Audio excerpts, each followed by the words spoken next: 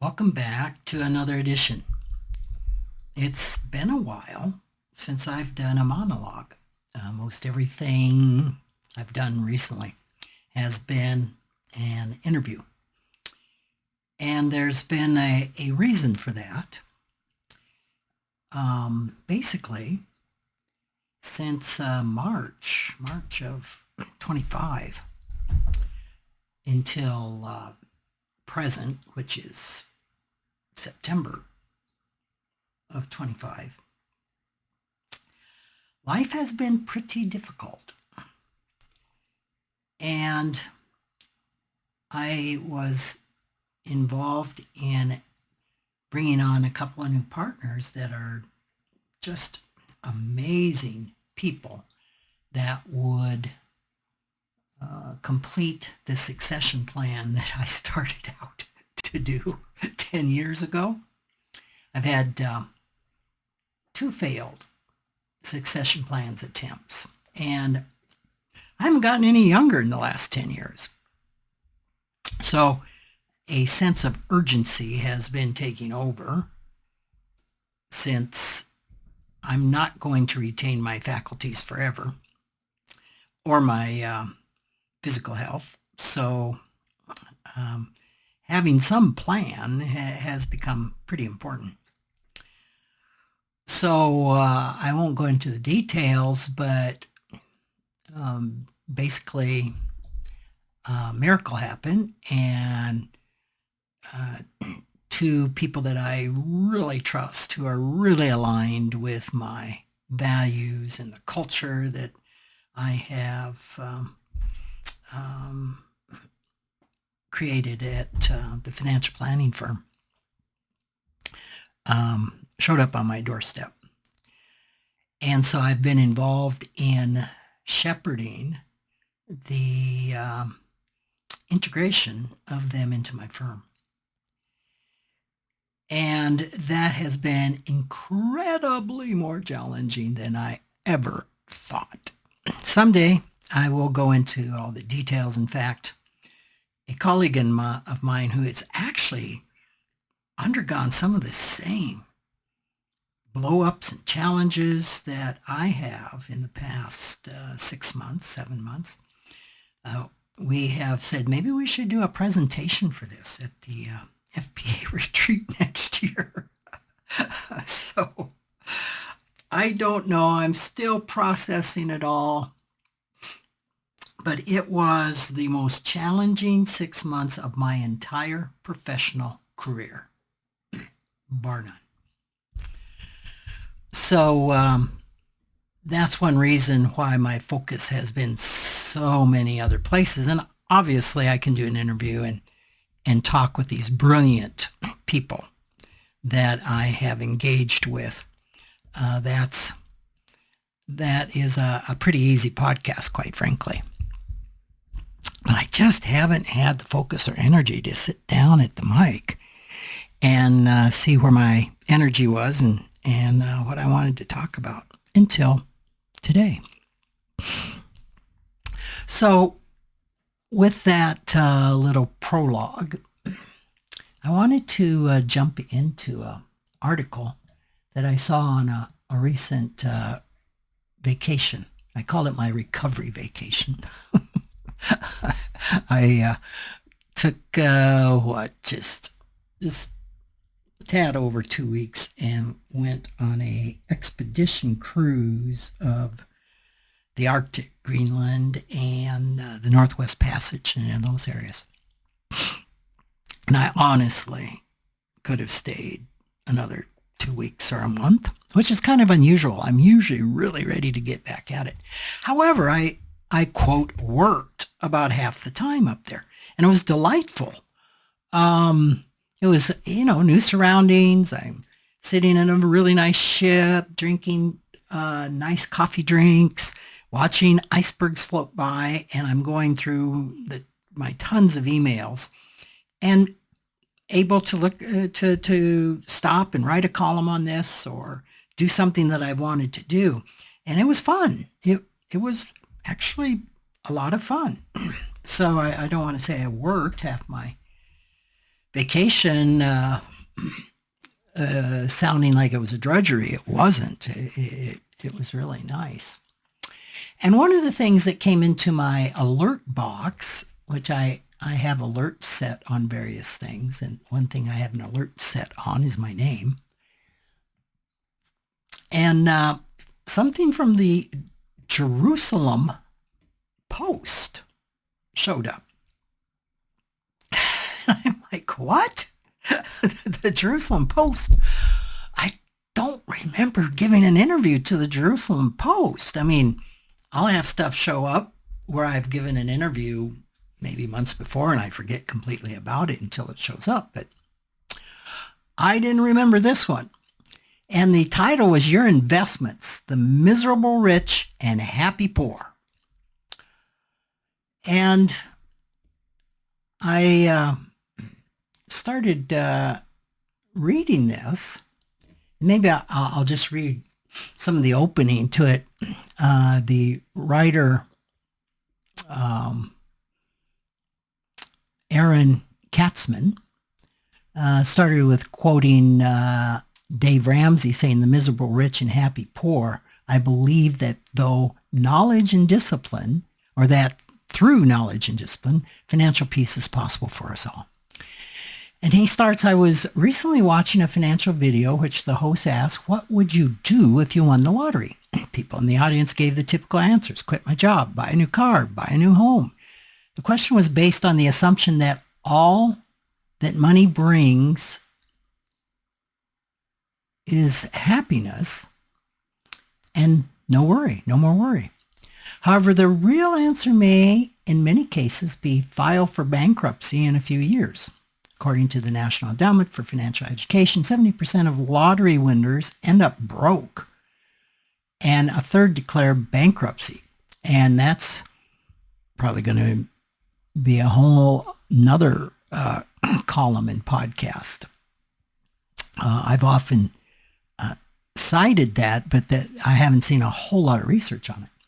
He continues, in an interesting article about financial well-being, Rick Kahler, founder of Kahler Financial Group, asks, what is financial well-being? And then defines it according to the Consumer Financial Protection Bureau as a state of being wherein a person can fully meet current and ongoing financial obligations, can feel secure in their financial future, and is able to make choices that allow them to enjoy life. He says, personally, I think that's a bad definition. He continues, a major problem with it is that you could have a very high net worth, yet be miserable. Okay, this is me talking. Of course that's true. As soon as emotions come into the picture, someone with low income who really enjoys life and funds it through debt could have a greater financial well-being than someone with a large income. Now, I had to read that sentence a couple times. As soon as emotions come into picture, someone with a low income who really enjoys life and funds it through debt could have a greater financial well-being. I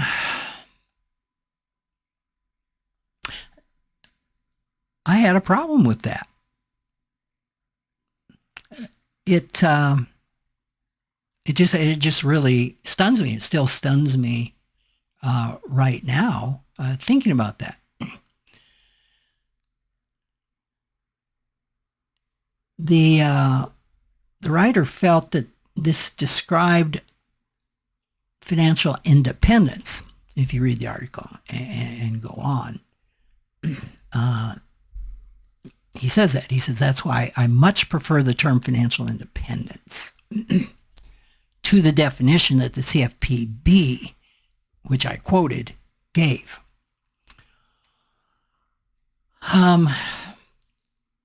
There's just a problem with it, that there's a huge misunderstanding here of the difference between financial well-being with emotional well-being and financial independence. So to me, the logic of his critique here breaks down at the very premise. A person who funds their lifestyle through borrowing, even if they report enjoying their life and report emotional well-being, is not experiencing financial well-being. Because we know that growing debt is not going to end well. He said, funding that happy lifestyle with debt, it's not going to end well. If they're unable to meet future obligations, if they're facing financial risk by their growing debt, which I think about 15% of Americans will fall into this category, if not more, you don't meet the behavioral threshold for financial well-being or to be financially whole. They might have emotional well-being. I struggle with that a little bit because obviously somebody in that arena that has growing debt and is really happy has some financial denial going on. Now, is financial denial more into the emotional well-being or the financial well-being category? Well, maybe it is in more of the financial well-being. So the point here is that financial and emotional well-being are not interchangeable. They are both important, but they're not the same thing. We know it's possible to have a high net worth and still be miserable. We know it's possible to earn a lot of money and still be miserable. We know it's possible to have a high income and not have financial well-being. How's that possible? Well, in the case of a client I had once, had an income of $3.5 million coming in and $5 million going out, which would fit the category that the author of this column suggested, which is, I'm funding my lifestyle with debt. That person did not have financial well-being. In fact, if I remember right, I think the net worth of that individual at the time was a minus $3.5 million. So having a high net worth, having a high income, and still being miserable is a tenet of financial therapy. That truth doesn't invalidate the CFPB definition of financial well-being. The definition that I quoted does not imply that net worth creates happiness or that a high income creates happiness or even that financial well-being creates happiness. The definition captures both objective capability and subjective perception. It simply states that meeting financial obligations, feeling secure, and exercising choice are markers of sound financial functioning. It's financial well-being, which doesn't involve the state of one's mood.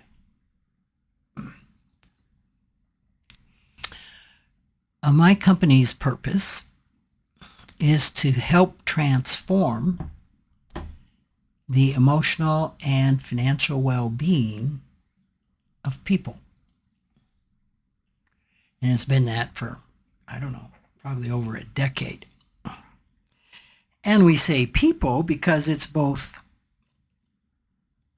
it's not just our clients, it's people, which includes the people that work at the company.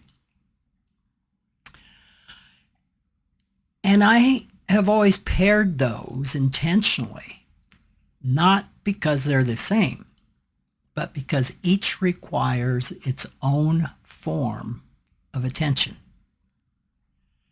Financial wellness involves budgeting. It involves saving. It involves insuring things, planning, building resilience. And emotional wellness involves healing internal trauma, resolving generational money scripts, modifying the behavior of parts of us that drive, if you want to say it, deviant financial behavior. Now they interact, but they're not synonymous. In fact, well-being is a three-legged stool. Some would argue a four-legged stool, but it's at least three-legged. It's financial well-being, emotional well-being, and physical well-being. We don't talk a lot about physical well-being, but it's really important. Some would add to that spiritual well-being, and some would say, well, spiritual well-being is inherent in emotional well-being.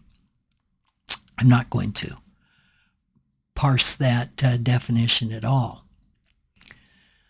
So the difference between these really matters. A client or a person might feel calm and grateful, while, as I said before, in complete denial of their credit card balances, in complete denial that eventually this party's going to end.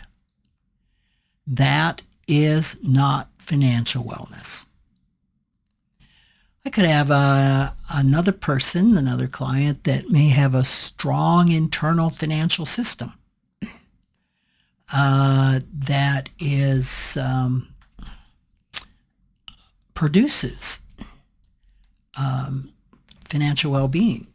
They can handle their debts. They can take care of themselves, protect themselves, give themselves good food to eat, all the components of financial well-being, but be haunted by chronic anxiety. That is not emotional wellness. So in either case, mistaking one for the other can harm well-being. So my whole point of this is that financial well-being is not simply about income net worth. It's if, for example, in money scripts, we know that one of the four categories of money scripts is money vigilance. Money vigilant people tend to have money. But that does not mean they have financial well-being.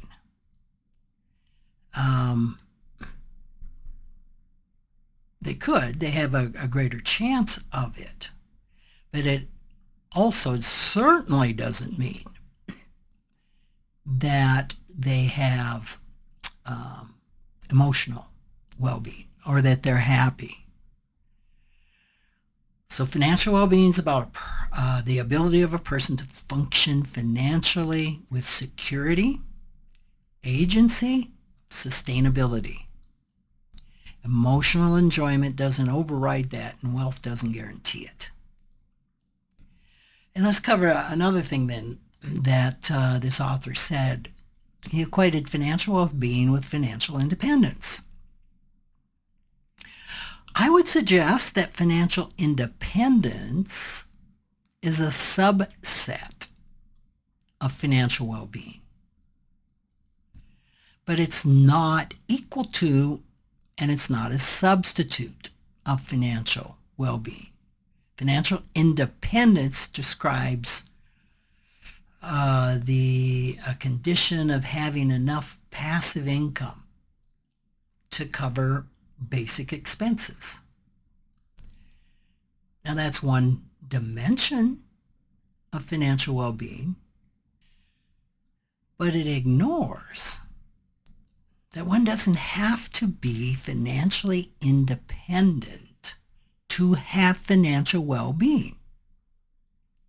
You cannot be financially independent and completely have financial well-being. So to confuse the two does a disservice. So I find that the public conversation around money is often distorted by polarities, right? Just like everything else going on in the United States today and many other countries. It's rich versus poor, happy versus anxious, saver versus spender. But when we look at this through the lens of financial therapy, we view it in context of systems, not slogans. It's not enough to feel good, and it's not enough to earn well. Wellness, well-being, depends on how those elements function together. So the article raised a real question, but it really reached for the wrong answer. One doesn't need financial independence to have financial well-being. I know I'm driving that home, but I really want to drive that home because I've heard others say that. Well, if I'm financially independent, then that is financial well-being. Well, it is a form. It's a subset, but you don't have to have that to have financial well-being. And financial wellness is not the same as emotional wellness or emotional well-being. Financial wellness is not the same as spiritual well-being. Financial wellness is not the same as physical well-being. But none of these well-beings are complete by themselves. They are all a part of well-being. So I just think this is really an important concept. I'm pretty sure I have spoken of this in past podcasts, but this particular article just kind of grabbed my attention on it, especially since it quoted me and disagreed with what I quoted. So that article went on to talk about how you can become financially independent. You need to set goals, be realistic, you need to prioritize saving money. You don't want to wait to begin investing. I mean, all things that make sense in creating financial independence, which again is having the ability to survive without having to work, with having passive income. So I don't want to downplay that. That is a wonderful goal to have, and it's wonderful when it happens. And it's for a lot of people hard to accept when it happens. Because as we've talked about in past podcasts, we can be so focused on hitting that goal of financial independence that when we hit it, it's hard to enjoy it because we have money scripts that say, I've got to work. And if I'm not working, I'm going backwards. I'm consuming my capital. And I would say a lot of work in financial planning is working with people who are going through that transition of retirement, transition of stopping working for their income, and who start living off of the capital that they've accumulated. And it can be a really difficult thing.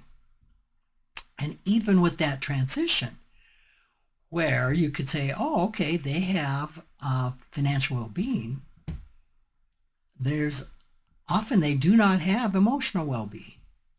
They're staying awake at night. They're eating with anxiety. It's a really hard transition for many. So I hope the podcast today has been helpful in thinking about these three things: financial well-being, financial independence, and emotional well-being.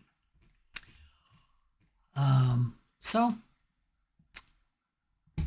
if you wanted to take a look at that particular article, like I said, it was written by Aaron Katzman. It was written on July 25th, 2025, and updated 8 minutes later, 9 minutes later. So it's kind of interesting. I'm going to go back and take a look at it and check out those stats on inheritors.